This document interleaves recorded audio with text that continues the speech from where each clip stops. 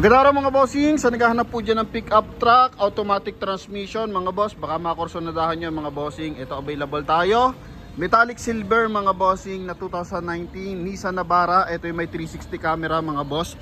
Ikutan lang natin ang bahagya mga bossing ha. Naka 2-tone mags to mga boss. Yan mamaya papakita natin, R18 yan. May list na ito mga bossing, 95,663. Ito po mga bossing is merong service record. Lamig ng aircon mga boss. Powerful, power adjust sa side mirror niyan mga bossing. Yan, naka Toyota yan mga boss na series 2022. Buong buo ang bed liner niyan mga bossing ha. 100% po yan na hindi binaha mga boss.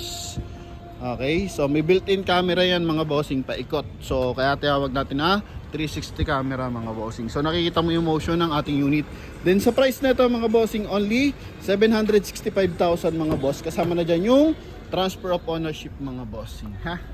Yan, sa lahat na nagkaka-interest, ito gagawa natin ng full review mga bossing. Hazard lang natin mga boss. Alright, so baka sakali makursunadahan nyo mga bossing. So front area muna tayo mga boss. Coding na ito is Wednesday ending 5 mga bossing. Walang basag ang kanyang headlight mga boss. Tapos yung kanyang fog light mga bossing.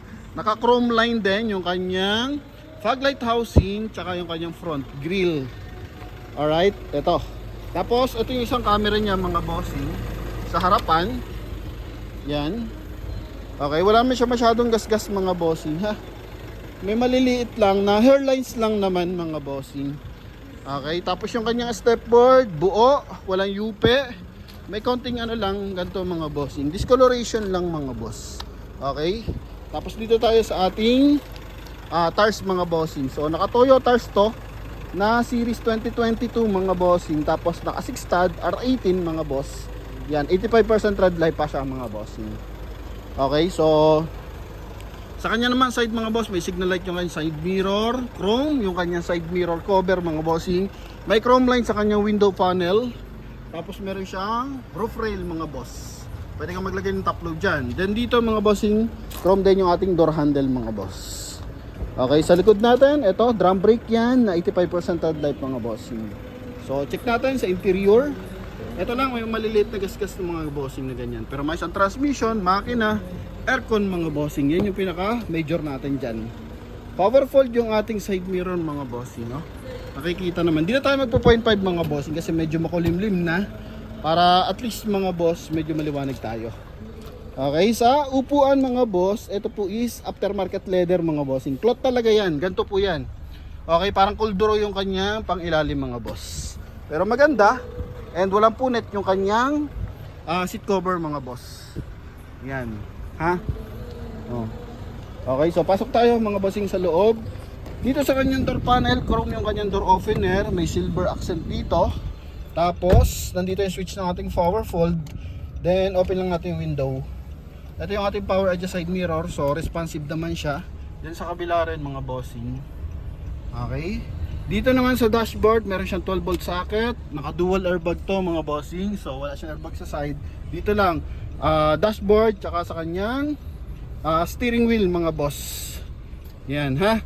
Tapos automatic climate control, naka 1 din audio system mga bossing. Switch ng hazard natin.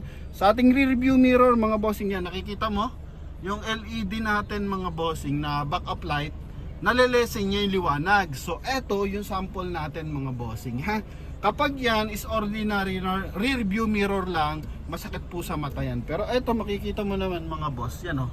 Walang katama-tama na reflection mga bossing. Lalo na in actual mga boss. Makikita mo pa nga yung dot sa loob ng ating backup light mga bossing.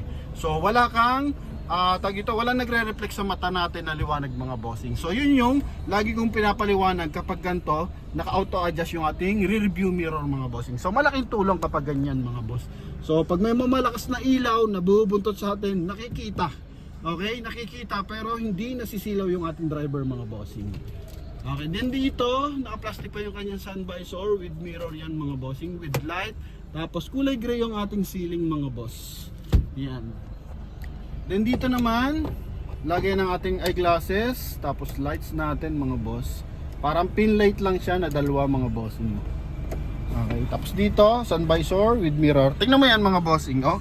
Kapag ordinary na mirror mga boss, ayan oh. Sana makita. sa camera. Hindi makita sa camera mga bossing. Paano ba gagawin natin? Yan mga boss. So kita nyo, di ba, yung liwanag may reflection.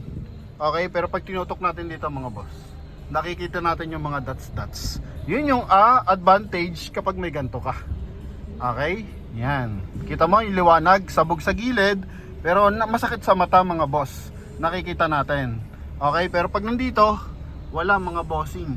Halos makita mo pa yung dot. Lalo na in actual mga boss. Yan o, kahit pag dito, masakit sa mata mga bossing. Pero dito, ang ganda. So, additional yan mga bossing sa ating safety features mga boss. No? Kasama sa technology yan ng mga bossing. Ng gantong rear view mirror mga boss. Naka-automatic. Then, dito wala siyang masyadong controls mga boss. And busina lang.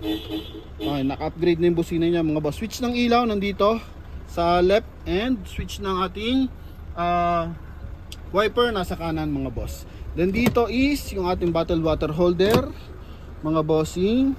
Dito naman is ating fuel tank. Yan mga boss. Oh, gumagalaw mga bossing ha. Ito yon. So wala kayong makikita dito, napakasimple lang. Okay, tapos dito chrome yung ating sa may cambio mga boss. Okay, tapos dito naman is yung pinaka housing niya, may silver tapos polish black tong gitna mga bossing. Yan. Okay, naka combination color, kulay silver tsaka kulay black mga boss. Armrest natin, ito nga yung parang corduroy na may pagkahalong gamusa, tapos may 2 cup holder mga bossing. Yung mga ganitong switches, bakante to kasi para yan sa 4x4 unit. So ito po is EL calibre, so may mas mataas na variant dito mga bossing, no? Yan, so 4x2 unit lang to mga boss. Ito pala, pakita natin. Okay, so yun lang, may discoloration sa kanyang dito, yung lagi itong matama siguro yung paa. Okay, sapatos pala, sorry, hindi pala paa. Ayan mga bossing, so nakikita naman natin.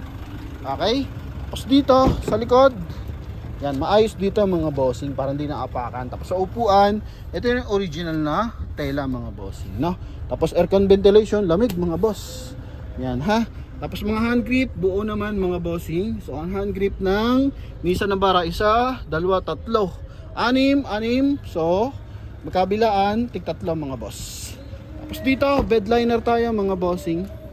Buo to mga boss ha. Yan, may mga duming konti. Yan. Pero wala siyang basag mga boss. Unat na unat yung kanyang bed liner. Yan, may tumatawag sa atin, balikan natin may konti. Sa ilaw, buo yung ating ilaw mga boss. Yan, magkabilaan. Ito mga bossing. Tapos dito, may konting dent ng bahagya sa ating rear bumper. Yan mga bossing. Oh, maliliit lang naman mga boss. Okay, tapos spare tire natin, makapal pa, 95 pa. Hugot tayo na isang balahibo mga boss. Oh, ha? Yan, makapal pa mga bossing. O, ito yung kabilang side. Stepboard nya, buo rin mga bossing. Ha? Okay, goods. Yan. Kabilang side, ito maliliit lang gasgas mga bossing. Napaka-minor lang mga boss. Pero kung gusto nyo padala ang mekaniko, walang problema. Open po dyan ang From Out PH mga boss. No? Yan. Okay, so check natin syempre yung kanyang engine bay mga bossing. Ito tayo sa kanyang engine bay.